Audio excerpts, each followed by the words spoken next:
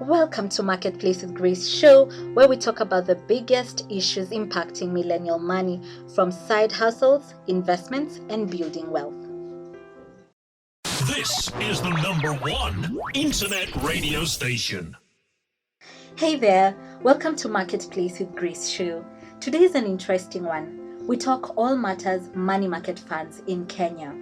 It's a new year that has given us a chance to reset, to come up with new goals, to begin again, to forget and move on from some experiences, to start our wealth compounding journeys. I know that saving more money is in your list of resolutions because the chaos that has been 2020 has taught us the importance of a fat emergency fund. To make sure you're not left behind, this episode will teach you everything you need to know about money market funds in Kenya. It's a perfect, easy and low-risk starting point for a beginner in investing and has many other advantages for all investors that I'll tell you about. On board is Stella Maina, an expert investor, who will give us in-depth insight on money market funds. Welcome, Stella. How are you? I'm very well, Grace. Thank you for having me on the show. Happy to have you on the show. Let's directly dive in. Stella, could you introduce us to money market funds in Kenya, and especially for beginners? So one of the ways you could invest your money is through collective investment schemes. Think of it as yourself, Mary, Alex, James, Carol, Charles, Doreen, John, and Edith contributing money in one account and then giving it to a professional money manager to invest it on your behalf. That's basically what a collective investment scheme is. There are two types of collective investment schemes in Kenya: mutual funds and unit trusts. Stella, could you be so kind to define to our audience what mutual funds versus unit trusts are? Mutual funds are investment vehicles made up of a pool of money collected from many investors governed by a company act. It's a corporate body like a company, while on the other hand, unit trusts are investment vehicles made up of a pool of money collected from many investors governed by a trustee act. I think interesting to note is that you may not come across mutual funds in Kenya.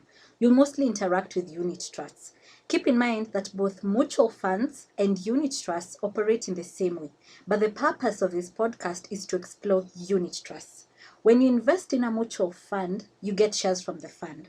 When you invest in unit trusts, you get units. Stella, with that said, could you tell us more on unit trusts? To start with, there are different types of unit trusts. The first one is money market funds. This is the most common type of unit trust in Kenya. Then the second one, equity funds. These primarily invest in shares. Then the third one, bond, or you can call them fixed income funds. These primarily invest in government bonds. And the final one is balanced funds. These primarily invest in both shares and bonds. We will now focus on money market funds, but stay tuned for future podcasts on other guides to teach you about equity, bond or fixed, and balanced funds. Stella, what is a money market fund?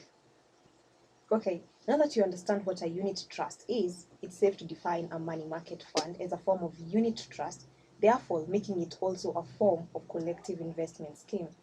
A money market fund is managed by a professional money manager. The professional money manager invests the money you put in money market funds, also called MMFs, in different asset classes. MMFs predominantly invest three asset classes, commonly referred to as money market instruments. The first one is the commercial paper. It is issued by corporations to finance their short-term cash flow needs. So the second one you've probably heard of a lot, especially when you're having a national budget deficit, and they're called treasury bills. This basically when the government borrows money from the public. And then we finally have the fixed deposits, which are basically the deposits in commercial banks. The three of those are the short-term investment instruments. Think of a money market fund as a big pie. When you buy a unit or units of the MMF, you're in essence buying a piece of the pie that includes the commercial paper, treasury bills, and fixed deposits. We can call an MMF investor a unit holder. The professional money manager allocates the pool of funds to the three money market instruments. In this way, the money manager works towards producing capital gains or an income for you as investors. I'm referring to the money managers as professional because they have to be registered and regulated. That's very interesting. May I ask who regulates money market funds in Kenya? In Kenya, such companies are regulated by the Capital Markets Authority, also called the CMA. The CMA has rules and regulations for companies who run such investments, especially those that involve collecting money from different people or investors. So, who in essence can invest in a money market fund? Or why should I or any of our listeners choose to invest in a money market fund? MMFs are the best known type of mutual funds available for individual investors like you or me. They are also a low risk investment, which makes it a safe investment for a beginner in investing or anyone who doesn't want to have sleepless nights thinking about losing the investment. I guess that's, of course, includes all of us. Money market funds not require a lot of money to start. With as low as 2,500 Kenyan shillings, you can begin your wealth compounding journey. Stella, could you probably tell us how safe are money market funds in Kenya? So, money market funds have unique characteristics that make them a low risk investment. So, remember before when I said that professional money managers and companies are regulated by CMA, which is a government entity. The CMA has rules and regulations for companies who run such investments, which automatically makes your money protected. Could you tell us some examples of money market funds companies in Kenya? There are actually a couple of them in Kenya: Sanlam Investments Limited, CIC Insurance, Britam, and UAP Old Mutual. You just need to make sure you use a licensed fund manager. What are the functions of, per se, a licensed fund manager? A professional money manager is responsible for coming up with an investment portfolio, which is basically a list of what they invest in, and they're also responsible for investing the money. However, they do not have access to your money. So, Stella, who does? A custodian, the trustees, and the auditor. A custodian is basically the bank that the investors send the money to. The custodian's role is to hold the money on behalf of the investors and release the money which is invested in the money market instruments, that is the commercial paper, fixed deposits, and treasury bills. The custodian also has to be approved by the CMA. The fund or money manager instructs the custodian to invest the money as per the fund's policy. Then the trustee's role is to look out for the investor's interest. They also have a responsibility to be the whistleblower in case they suspect fraud or other forms of malpractice. They hold the fund manager and the custodian accountable. The fund or money manager chooses the trustees, usually a bank or financial institution, who are then vetted by the CMA. Then finally, the auditor audits and reviews the fund's financial statements. The investors use these financial statements to assess the performance of the money market fund. These levels of accountability are what makes money market funds low risk. Therefore, when deciding which money market fund to invest in, you should focus more on who are the custodians, trustees, and the auditor. Having this knowledge before you pick a fund manager is important, as you should ask the fund manager to tell you who their custodian, trustee, and auditor are. And on that note, let's take a short break. We'll be right back.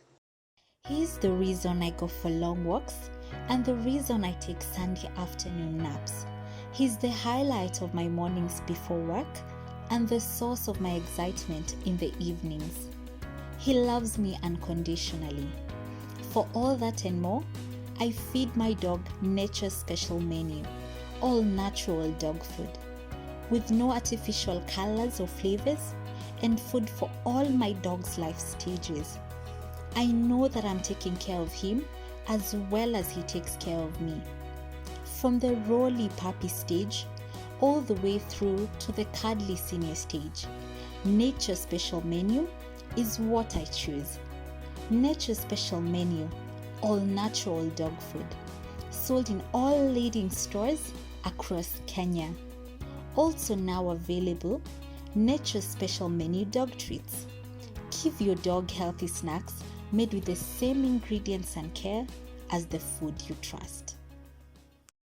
This is the #1 internet radio station. I guess this is a perfect time to remind you, our listeners, that genuine wealth building is a marathon, not a sprint. And yes, money market funds are not a get-rich-quick scheme. You'll never find such on the Wealth Tribe. Stella, how can one start investing in a money market fund?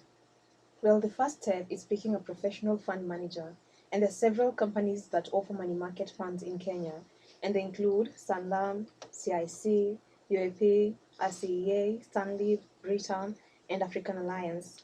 They always advertise their offers in the daily newspapers. All you need to do is choose one company or as many as you'd like to invest with. I can tell you a specific one because my job here is to give you the tools and knowledge that put you in a position to make the decisions yourself. But you can start by downloading the latest collective investment schemes reports that will show you the performance of the funds, market share of the various collective investment schemes, and trends in investments by the various unit trust funds. You should do the due diligence by calling the company that you identify and also by referrals from your network. Ask them to share their experiences investing with a particular company. Make sure to ask both the good and the bad about the company, but in the end, make an independent and informed decision. One thing to note is that the beautiful thing about living in today's investment world is the existence of online reviews. Check those out and also call the company and ask all the questions that you have. Okay, Stella, what's the second point? Okay, the second step is completing the application forms and providing your documents. Investing in an MMF as an individual is usually easy. All you need to do is complete an application form that the company provides and give them your personal documents, which are usually the normal ones, a copy of your ID or passport, your KRA PIN certificate, your bank details, and also some of the companies ask for a copy of a utility bill or the complete residential details. Some may also require you to complete a risk assessment. Your risk appetite will help you determine how much risk you can take up, which is great because you don't want to invest in anything that keeps you awake all night. For some companies, you don't need to be physically present to open an account. You can do it from wherever you are, which is awesome for everyone, including those in the diaspora. And the third one, which is pretty much the most important one, the shmwanis. And of course, you need money, which is another advantage of investing in MMFs. You don't need loads of money to start. You literally need 2,500 Kenya shillings to start. Sometimes it's lower. The specific company you choose will tell you their limit. But yes, with 2,500 bob, you can start your journey towards compounding your wealth.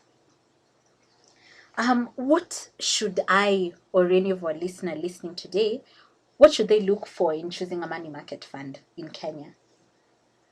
So, after doing your online research, checking reviews, and asking for referrals from your network, there are a few things you need to ask the company before you decide. The first one is the past performance of the fund. The company should have published this on their website and they should be able to send it to you. The Capital Market Authority also publishes reports on the same. The second one is the minimum investment. So that you're ready, in case you also plan to do monthly top ups, which you should, ask them how much the minimum top up per month is. The awesome thing about MMFs is there are no penalties if you miss a top up. But consistency is also a driver of wealth, so it's best if you commit yourself to top up every month. The third one is the interest rate and the deposit protection offer. The higher the interest rate, the better. But be careful not to pick a fund that offers higher rates than the market average. As I say, when it comes to short-term investments, there's very little a fund can do to differentiate its returns from the rest. If a fund is offering returns that are 3% upwards higher than its peers, it may be pursuing an aggressive investment strategy that may put your investment at risk. I think that's a very important point that you've mentioned, Stella, because I have had stories of people saying that Chama lost money through the above mistake. They invested in a high yield money market fund because the interest rate was attractive. So, yes, money market funds can be risky. Pick a fund manager that offers a portal where you can monitor your fund's performance because you need to be constantly on the know. Also, if the company you choose invests in high risk investments, you can lose your money or make a very small return. For this reason, it is very important to ask the fund manager for a list of their portfolio so that you know what they invest in before you give them your hard earned money. For your safety, make sure the company you choose offers deposit protection. One of the greatest investing hacks is to ensure you get return of your money, which is the initial investment, before you think of the return from the money, which is the interest. The fourth one is look at how long the company has been around and how the fund has performed in the last 5 to 10 years. It's safer to invest in older companies as compared to new ones, especially if they have a good track record. If a company has a consistent record of delivering what they promise, then it means they are a safer option as compared to one whose performance fluctuates over the years. The fifth point is how much are their fees? Yes, the professional money managers charge a fee for investing the money for you. The charges include management fees, processing fees, transaction fees, and penalties, etc. If you're not careful, these fees will eat up all your returns, which can turn the investment into a loss or a total waste of time. You need to read this part carefully before you sign up. The average fee is usually 2% of the invested amount. The best I've seen is 1.2%. This is where I remind you that you can hire me to help you in your investment journey, as I've already done the homework. Withdrawal charges are usually between 1 to 1.5% of the amount. You should seek clarity on this from the company. The sixth point, what are they investing in? You don't want them to invest in high-risk instruments that will lead to the loss of your money. The risk appetite assessment they ask you to fill will come in handy here. Ask them to share their portfolio. The seventh, can you easily withdraw your money? Unlike fixed deposits, money market funds are great in that they offer liquidity. You can easily withdraw your money at any time. However, you need to ask the specific company about their terms. How many days notice do they need for you to get your money? Most say 2 to 5 days, but I've also seen some that you can access your money immediately, which is great depending on your goals. We'll talk about that later, but also ask them about the cost of withdrawing the money. I'd pick one that offers at least one free withdrawal per month to minimize the fees. And on that note, let's take a short break. We'll be right back. Do you have a little kitchen helper that will love their own cookbooks? The Little Kitchen Helpers cookbooks for kids are fun for every occasion. Let the kids make you breakfast from the Toast the Most breakfast book, or better yet, make lunch together from a recipe in the Cheese Plate lunch book. And lastly, surprise someone special, like Grandma, with a dessert from the Hello JLo dessert book. It's fun for children ages 3 to 10. Visit littlekitchenhelper.com to order yours today. Now also available in ebook format. Perfect for iPads and tablets in the kitchen. This is the #1 internet radio station. Welcome back to Marketplace with Grace as we continue the conversation on money market funds. Stella, kindly enlighten us on the advantages of money market funds. Well, with MMFs, there are a lot of advantages. The first one is the security of investment. MMFs are licensed and regulated, which makes your investment protected. As I explained before, the functions of the fund manager, custodian, trustee, and auditor are separated, which also contributes to the security of your investment. Secondly, money market funds are also a great way to store your money, which prevents spending. It's a better alternative than storing your money under your mattress, which will cause your money to lose value. It's also better than having your money in a current account because MMFs have better interest rates. I don't know if you've noticed that people who are good with money are almost always broke. They never have loads of money just sitting in their current accounts or in cash because they've figured out that this leads to unplanned spending. I think it's also a good place to put your Christmas or end of year bonus or any other money that you receive in lump sum. You don't have to be part of the gang that's always broke in January. Very true, Grace. Very true. Another advantage is MMFs offer an easy way to cultivate a savings culture. If you're struggling with building a savings habit, a money market fund is a good place to start because you can top up your fund anytime or on a weekly or even monthly basis, whatever works for you. Having access to your money in cash or savings account makes it easier to spend. An MMF is great because there is a small barrier to access. You also earn compounding interest, which is great motivation to keep going. You can also beat inflation with MMFs, since the MMF's interest rates are higher than inflation rates and also higher than rates offered by current accounts. You're able to beat inflation and also make returns. Also, with MMFs, you only need a small amount of money to start. This low entry requirement of 2,500 Kenyan shillings is great as it allows even low-income earners to invest in MMFs. Unlike other investments that require loads of money to start. This is an investment you should onboard even when living paycheck to paycheck because it's a great way to store your emergency fund. MMFs also give you ease of access to your funds.